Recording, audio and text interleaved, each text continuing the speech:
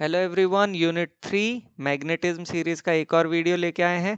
इससे पहले हमने क्या क्या पढ़ा? मैग्नेटिक फील्ड क्या होती है, बायोट-सैवर्ट लॉ क्या है, magnetic field at the centre of a circular coil.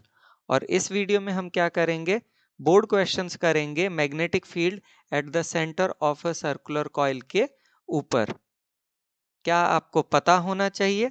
सबसे पहली चीज, magnetic field, space around the magnet in which it's magnetic effect is experienced. Cross का मतलब होता है magnetic field into the page, dot का मतलब होता है magnetic field out of the page. Unit of magnetic field, SI unit होती है टेस्ला, सीजीएस यूनिट होती है Gauss. Rules for finding out the direction of magnetic field, right hand thumb rule, और दूसरा है Fleming's left hand rule. Biot Savart law mathematical form में कहता है dB is equal to mu not by 4 pi I dl cross r upon r cube. Magnetic field due to a circular current carrying loop at it centre, वो होती है B equal to mu not I upon 2r, या मैं लिख सकता हूँ B is equal to mu not N I upon 2r when the coil has n number of turns. चलिए board questions करते हैं। Question है, derive the expression for the magnetic field due to a circular current carrying loop of radius r at its center। तो हमने consider किया कि हमारे पास एक सर्कुलर कॉइल है जिसका रेडियस हो गया r, सेंटर हो गया p।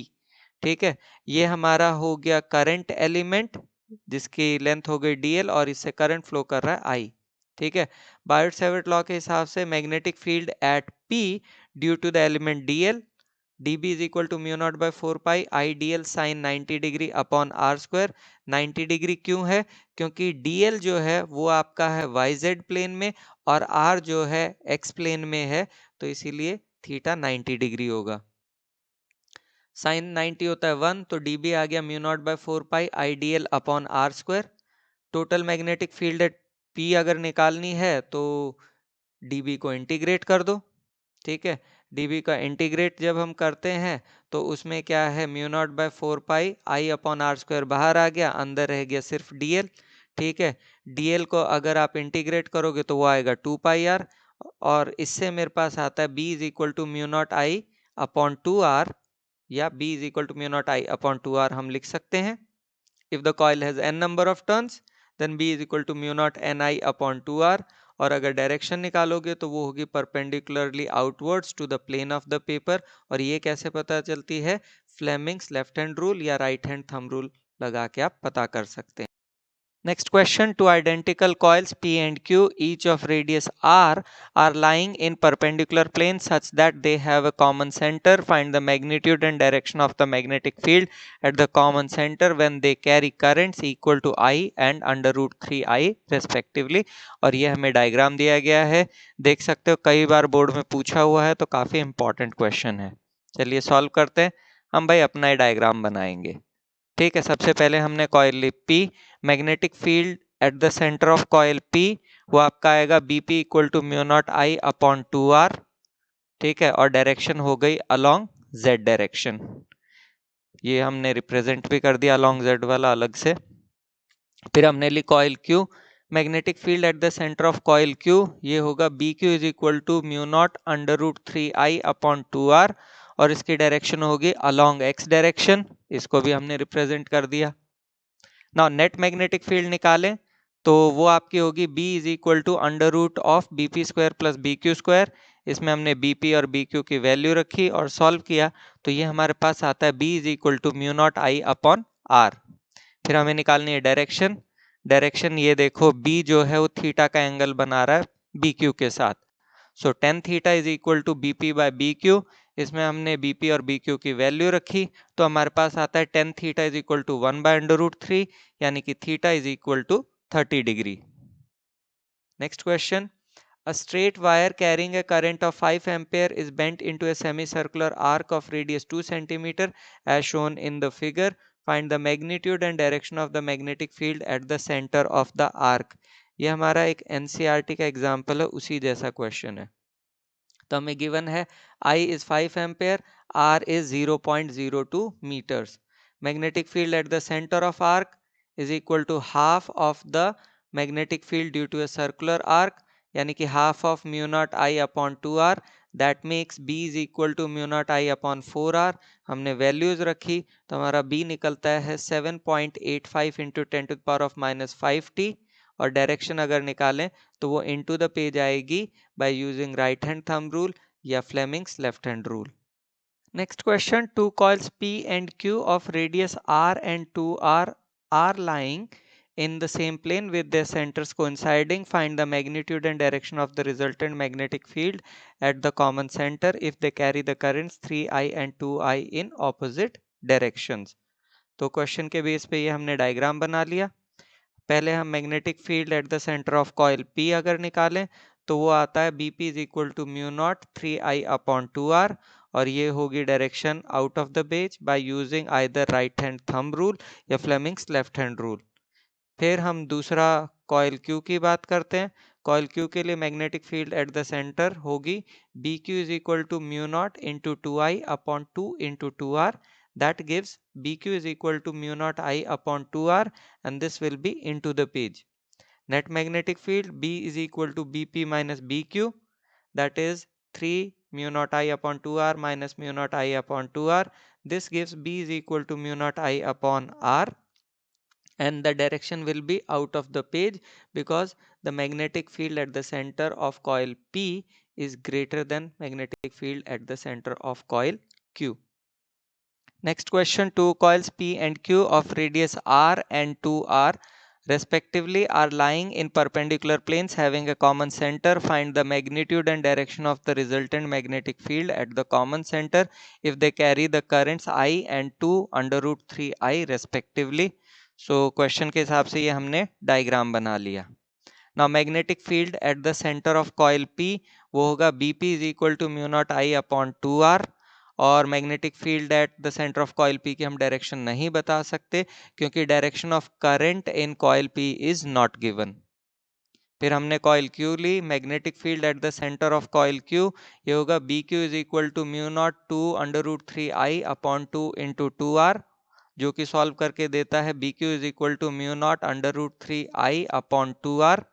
अगेन यहाँ भी हम direction of magnetic field at the centre of coil Q नहीं बता सकते, क्यों? क्योंकि direction of current in coil Q is not given. Net magnetic field निकाले वो होगी B is equal to under root of BP square plus BQ square. इसमें values put करके जब हम सॉल्व करते हैं तो हमारे पास B आता है mu not I upon R। Again इसकी भी हम डायरेक्शन नहीं बता सकते हैं क्योंकि हमें करंट्स की डायरेक्शन नहीं गिवन है। Next question, two identical loops P and Q each of radius 5 cm are lying in perpendicular planes such that they have a common center as shown in the figure. Find the magnitude and direction of the net magnetic field at the common center of the two coils if they carry currents equal to 3A and 4A respectively. तो ये तो question का diagram है, हम अपना diagram बनाते हैं। सबसे पहले हम देखेंगे magnetic field at the centre of coil P, जो कि हमारी आएगी BP is equal to mu not IP upon 2R। ठीक है, यहाँ सारी वैल्यूज रखी तो ये आती है 37.68 इंटू 10⁻⁻6 टेस्ला। डायरेक्शन हमने दे दी इसकी अपवर्ड्स। ठीक, फिर आते हैं magnetic field at the centre of coil Q, BQ is equal to mu not IQ upon 2R। इसमें सारी वैल्यूज रखी तो ये वैल्यू आती है हमारे पास 50.24 इंटू 10⁻⁻6 टेस्ला। इसकी डायरेक्शन भी हमने निकाल ली। ठीक है, net magnetic field B is equal to under root of BP square plus BQ square. इसमें सारी वैल्यूज रखी तो नेट मैग्नेटिक फील्ड आती है 62.8 इंटू 10⁻⁻6 टेस्ला। डायरेक्शन निकालनी है तो ये हो गया एंगल आपका थीटा।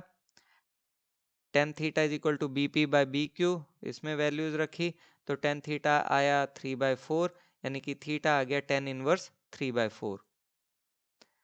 ध्यान दीजिए, some students may calculate the field BQ and say it is also represents resultant magnetic field as coil P has been shown broken question के डायग्राम में and so can't produce a magnetic field, ये भी लिख सकते हैं कुछ लोग। Next question, two identical circular wires P and Q each of radius R and carrying current I are kept in perpendicular planes such that they have a common center as shown in the figure. Find the magnitude and direction of the net magnetic field at the common center of the two coils.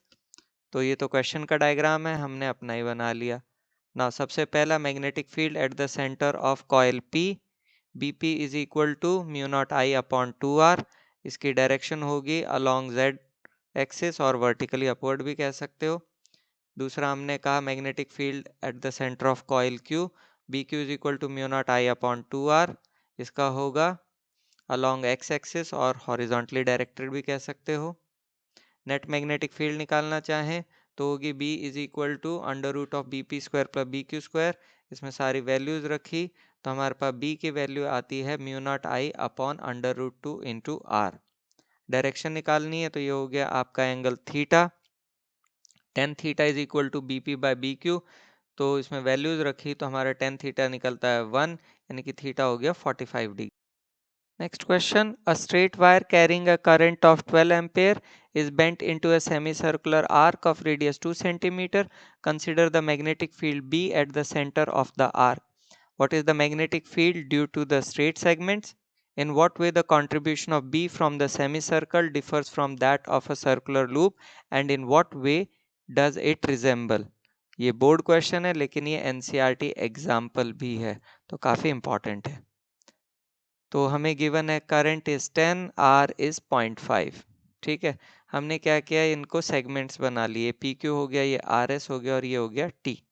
ठीक है ना, अगर मैं ये देखूं straight segment P Q और R S, इसमें सबसे पहले अगर हम बात करें तो यहाँ पे अगर आप रेडियस देखोगे तो पी क्यू वाले केस में D L is parallel to are.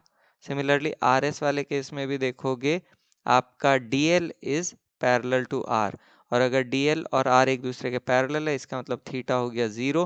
Theta zero यानी कि B is equal to mu not by 4 pi I D L sine zero upon R square. Sine zero आपका होता है जीरो, तो हमारे पास बी आ गया zero tesla. For semi circle हम जानते हैं B semi circular arc is equal to half of B circular arc, यानी कि half of mu not I upon 2r, जो कि बनता है mu not I upon 4r। इसमें हमने सारी वैल्यूज रखी तो हमारा b आता है 1.9 point nine into ten to the power of minus 40। डायरेक्शन की बात करें तो इनटू द पेज होगी, चाहो तो फ्लेमिंग्स लेफ्ट हैंड रूल लगा लो या राइट हैंड थंब रूल लगा लो। ठीक है, रिजेम्बलेंस की बात करें तो जैसे सर्कुलर लूप जैसे ही इसमें भी कंट्रीब्यूशन जो है वो सारे सेगमेंट्स का ऐड किया जाता है मैग्नीट्यूड के अंदर। Next question, a wire of length L is bent round in the form of a coil having n turns of same radius. If a steady current I flows through it in a clockwise direction, find the magnitude and direction of the magnetic field produced at its center. अच्छा, अब ध्यान दीजिए, question में दिया हुआ है the total length is L और उसको हमने किस में कन्वर्ट किया, हमने बनाई एक कॉइल जिसमें n नंबर ऑफ टर्न्स है। अब कॉइल होगी सर्कुलर, इसका मतलब the total length is equal to n, that is the number of turns, into 2 pi r, that is the circumference of one turn। ठीक है, तो इससे L is equal to n into 2 pi r आ गया। इससे R निकाल सकते हैं L upon 2 pi n। ठीक है, magnetic field at the centre वो होता है B equal to mu not N I upon 2r। इसमें हमने वैल्यू रखी R की तो हमारे पास B निकल के आता है mu naught pi n square I upon L. और अगर हम इसकी डायरेक्शन देखें तो वो होगी normal to plane of coil in a downward direction by using Fleming's left hand rule या right hand thumb rule. Now is the time for acknowledgement. Google, Bing, NCERT सबका धन्यवाद अगर कहीं से कुछ लिया गया है। And do watch the next video which is on magnetic field due to a circular coil along its axis. Thank you so much.